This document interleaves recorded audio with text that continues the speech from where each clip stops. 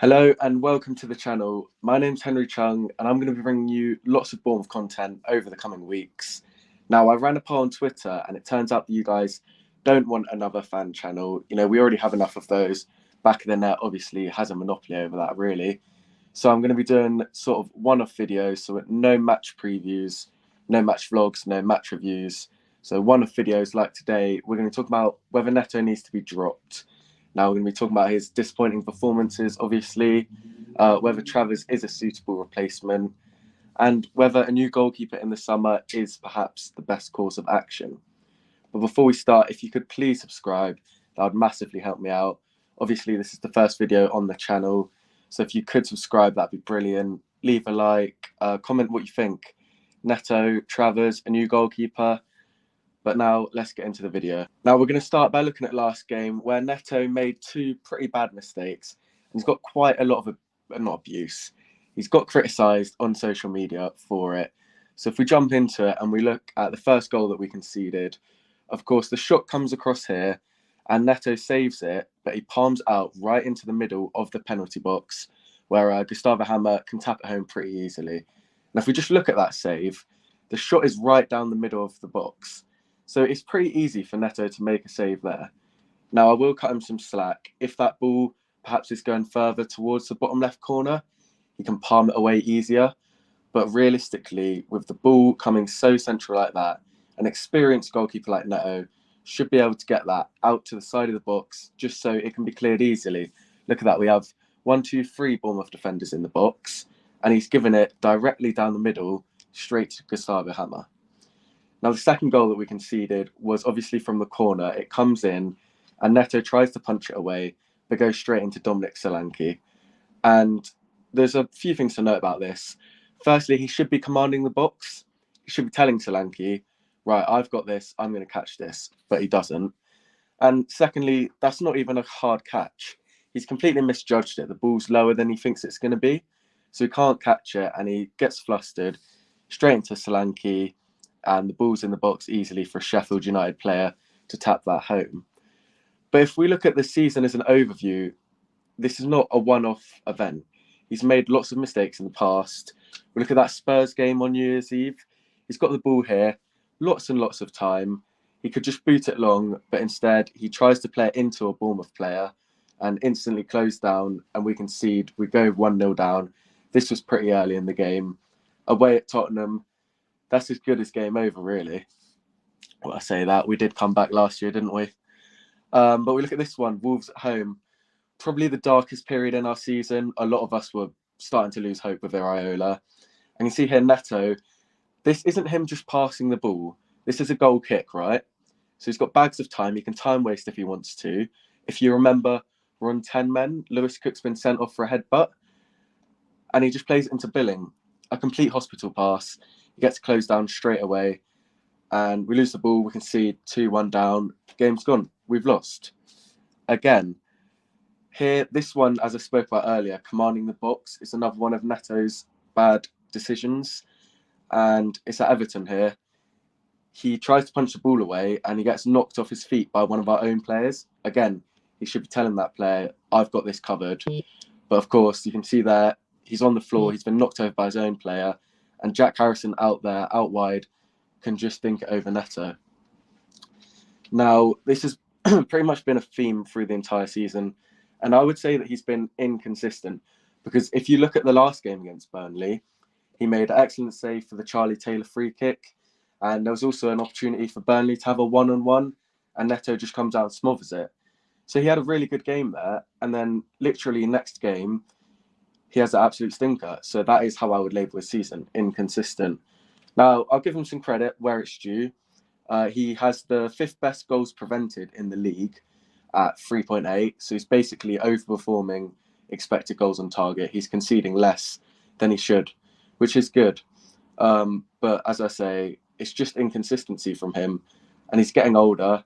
So this is leading people on our social media to say, should we perhaps drop him? And Mark Travers would be the guy that would be coming in to replace him. He obviously got recalled from Stoke in about October, I think. He was actually having a really good season over there. Stoke fans were loving him. They were fuming when he got recalled. He was one of the Championship's better goalkeepers, I would say, and one of Stoke's better players, absolutely. They're in a little bit of a relegation scrap right now, actually. So obviously he had a good time at Stoke. He's come back. He's hardly played for us, so I can't really comment on his time at Bournemouth this season. But if we look at Travers' time at Bournemouth overall, he obviously played and started in that promotion season. His goals prevented was just 0.75 over the whole season. So nothing bad, nothing special, which I think that accurately represents how he's been generally at Bournemouth. When he was young, it was like, yeah, this guy is a young goalkeeper. He's showing promise. He could be really good when he gets older. But now he's nothing special. We're in the Premier League. We're going for that top half finish at some point in the near future. Is Travers really the guy that can help us get to that? I don't think so. The other thing I will comment on is Travers' shot-stopping ability. I think Neto exceeds him in this area. In the Championship season where we got promoted, 23% of the goals that Neto conceded were from outside the box. And I really think that's the area that he needs to improve in. Long shots. He just seems to concede a lot of them where he could perhaps save them, and you never really see him make an exceptional save. So, Neto or Travers? In my opinion, Neto still. I think Neto's aging, certainly, and that's what Travers has over him. But shot-stopping ability, I would give that one to Neto. Basically, yeah, I wouldn't drop Neto for Travers now. I wouldn't drop Neto for Travers next season unless Travers starts to really outperform him or Neto takes a really steep decline. So, should we sign a new goalkeeper? I think we should. I think this summer we should dip into the market and get a replacement for Neto. We know the board are absolutely all up for investing, getting young players that can really help us strive. We know Bill Foley, he loves to always advance, never retreat. This could be the opportunity for us to really improve that starting 11. So one man that's been spoken about on social media, Aaron Ramsdale, of course. He was at Bournemouth a few years ago, was really good for us, went on to Sheffield United, went on to Arsenal, and he's been displaced by David Raya. And his confidence seems to have dropped a lot. He made that mistake at the weekend against Brentford, leading to Wissa scoring. So his confidence is basically rock bottom. I think for him personally, coming back to Bournemouth, confidence will go way up. He'll be one of the best players on our team. And yeah, his confidence will go up. For Arsenal as a club, if they're loaning him to us, certainly that's going to benefit them because he's going to come back happier and with a better profile and other clubs potentially making bigger bids for him. So I think a loan move for him would be excellent if Arsenal are up for it. But if they want us to pay his full wages, we just can't afford that. On a permanent as well, he's not going to want that big of a wage decrease joining us. So I think this one's a bit of a pipe dream. If we can get him on loan, that'd be excellent. But I'm not sure if I see it happening. And the same goes for the next man, Kelleher. I don't know how to say his first name. Of course, he's having a really good season for Liverpool with Alisson out. He's potentially looking at a move in the summer. Maybe he doesn't want to be a number 2 anymore. But again, I don't see Liverpool selling him for a lot because he's the perfect number 2, really. I see Liverpool wanting a lot for him because he's the perfect number 2, really. However, I did see on TalkSport, they said that Celtic were interested in him as a Joe Hart replacement.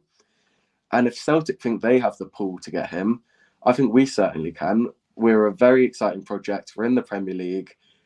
I think if he is up for grabs, we'd be a good club for him to go to. I just don't see Liverpool wanting to sell him for little amount of money, basically. But let me know your guys' thoughts. What would you do? Would you keep Neto next season? Would you keep Mark Travers next season? Or would you go out for a new goalkeeper? I've been doing a little bit of research, but I can't really find a keeper that I think is suitable. I put in a Twitter group chat the other day. A couple of the lads said Lafont from Ligue 1 essentially come in. He's 25. He's been performing pretty well, but I know he was regarded as basically a wonder kid at one point. So maybe they will be asking for a steep asking price. But yeah, comment down below. What do you think? Neto, Travers, replacement. Subscribe if you can. That'll really help me out. I'll catch you guys later.